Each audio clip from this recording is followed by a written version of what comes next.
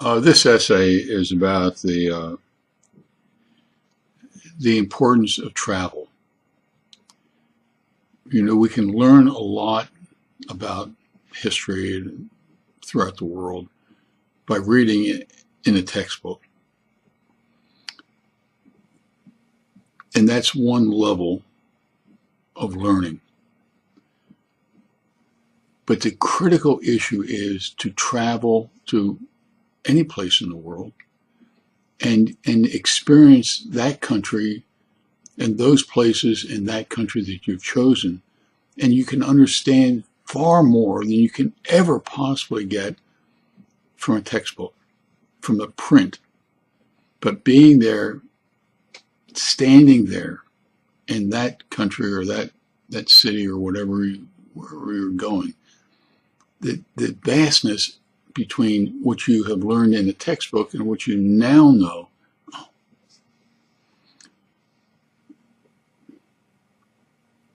In the late 60s, I had finished graduate school and went to the University of Edinburgh in Scotland for a year of postgraduate studies. And in those 50 years since then, I've been to 3 or 4 dozen different countries and spent over 2 years, if you add up all the trips together, over 2 years overseas.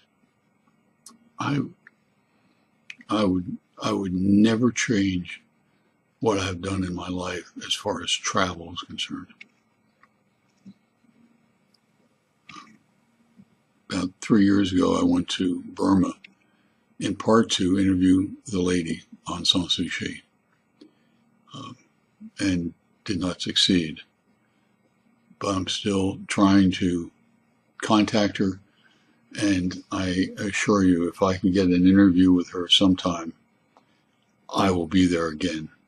And I want to see some of my friends, but I also want to see the lady and talk to her about ideas I have for her country and a whole long list of issues. But about 10 years prior to my trip to Myanmar, what used to be called Burma, I was in India, in Amritsar, which is where the Golden Temple, the Sikh religion's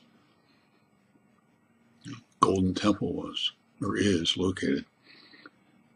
And on June 6th of 1984, the Indian government nearly destroyed the Golden Temple because the Sikhs wanted independence from India, precisely the way the Muslims wanted independence from the predominantly Hindu India. But the Sikhs are so small relative to the Muslims, they have lost. And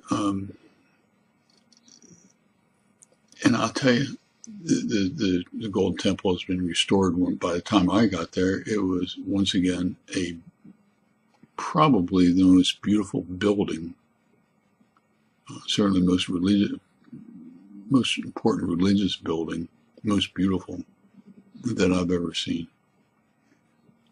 But to stand there in its beauty and its majesty today, and then think about what had happened several years before. But it is a learning experience.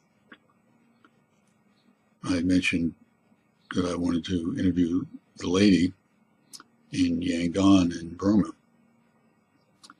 And when I was in Burma, I interviewed Min Kunan. And as soon as I got to Yangon, and then I went up in the Torres Triangle and came back and wanted to take Min Kunan out for dinner or lunch. And he said, why don't you just come to our Independence Day rally and dinner at their headquarters? And I did. And then at the middle of the luncheon that I was at, he leaned over and said, would you like to come to a protest rally at Shula Pagoda, where on the 8th of August, 1988, Aung San Suu Kyi spoke, and the military dictatorship didn't like this protest rally and went in and killed.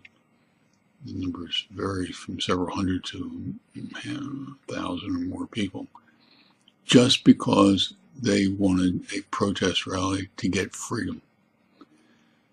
And when I was in Shula Pagoda, of all the experiences in my entire life that changed who I was walking around a protest rally, and my mind flipped back and forth between the United States and Burma.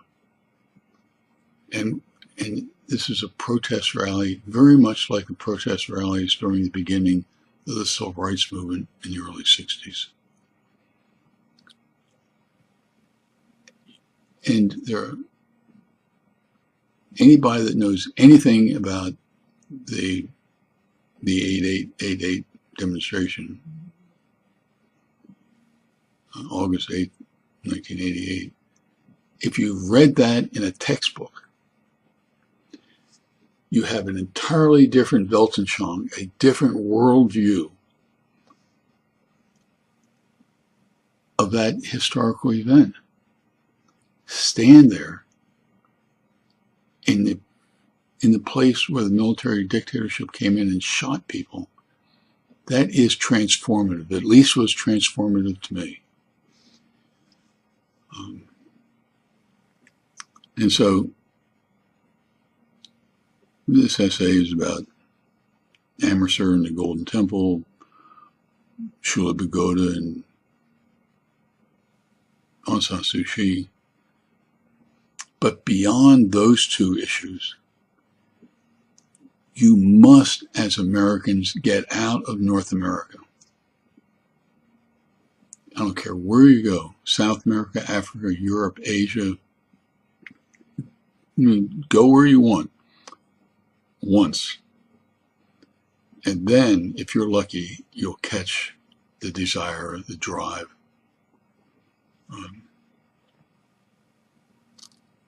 Of all the places I've ever been, or taught, or studied at, Burma is a place that means more to me than all the 3 or 4 dozen different countries and places I've been. So, appreciate your time listening and watching this video and reading this essay. But do me a favor. Do yourself a favor. Travel. In the meantime, you take care.